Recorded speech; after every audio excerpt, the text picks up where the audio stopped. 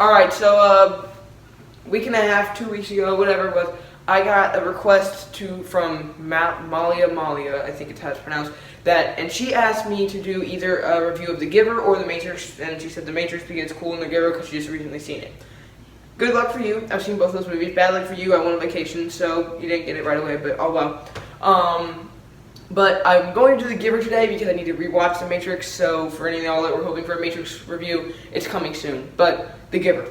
Okay, so The Giver kind of falls into that category of teen dystopian movies, right? There's tons of them. Divergent, Maze Runner, Hunger Games is, I think, the crown of it, or the king of it, I guess. And, movies like that. They start off with books and then come into movies, right? Now, the movie, I have not read the book, or if I did, I forgot it, but I remember the movie very well, and this movie has a very important message that I think we really need to get through, and I think no one really gets it. Pro-life. So, the movie starts out with a very basic, not very basic, I guess, basically a different kind of setup. It starts out where you have these, and I haven't seen the movie in a while, like not as long ago as I've seen The Matrix, but I haven't seen it in a while. But I remember basic themes of it. So I don't really remember how the movie starts out, but I do remember that he has to get that, the way this society works is when you get old, you go into this like sleep thing where they basically just kill you, and then there's when there's a baby that's not like chosen or whatever, because there's birthers. I remember this, it's kind of weird. There's like people at birth, but then like people adopt, like everyone adopts. So, like, I think, or there's like a natural way to do it. And so if no one wants the baby, then what happens if the baby dies? It's basically just like abortion. If no one wants it, it dies, which is wrong. Just to let you know, in case you were thinking it's right. It's not. It's wrong.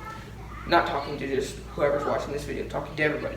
But then, so what happens is that he has a baby brother, and then his parents decide, or then the baby, I don't remember how, but I think it's the parents, but they decide that they can't take care of it anymore, and he has a special connection with this baby, and so then throughout the movie, he figures out so much of this world. So he sees everything in black and white, and they have this pill that they take, or they have this pill that they like inject something, and they cannot see color. So then throughout the movie, he gets selected to be the receiver. The Giver, I think played by Jeff Bridges, if I remember correctly, is now telling him everything, wars and why our society is like this, basically how it led up to this, and then tells him about how the pill, or not the pill, the injection or whatever, the sleep, or whatever they call it in the movie, is not actually sleep, it is killing him.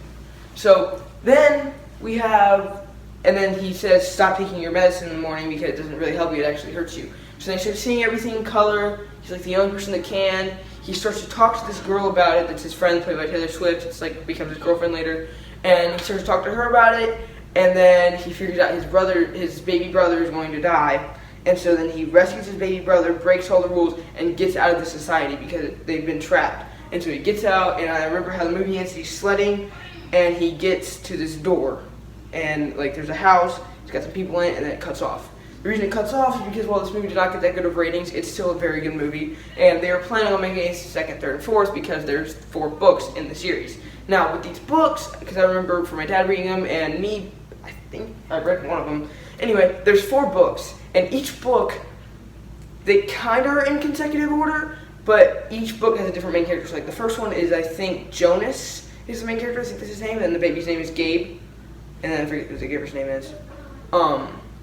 And then each one is a different, some are from the girl's perspective, some are from completely different people's perspective. Now, what I think about this movie, because I just broke down the plot to the best of my memory. If I messed up, just tell me. But, now, what's awesome about this movie is, first of all, it has an awesome message in it. Second of all, the color, like, it's visually very, refreshing, I guess, to have it. It's almost like Wizard of Oz, If you watch the Wizard of Oz, it starts off black and white, and then you get to that color, it just seems like it's so much more colorful than the world you're used to because you've been stuck in black and white for only 20-30 minutes. And it does that same effect, but almost 3 times better because we got better graphics now, right? The score is great. I love the score of this movie, but, it's a good plot, too. It's just like The Hunger Games. I mean, personally, The Hunger Games is my favorite dystopians.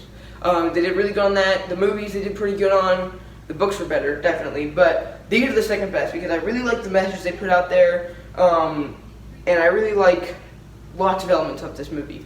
So that's my review of The Giver. I hope you liked it. If you have any more suggestions for me, just leave it in the comments below, and I will respond. Hopefully within the next week. Sorry, again. And I'll see you guys later. So, adios.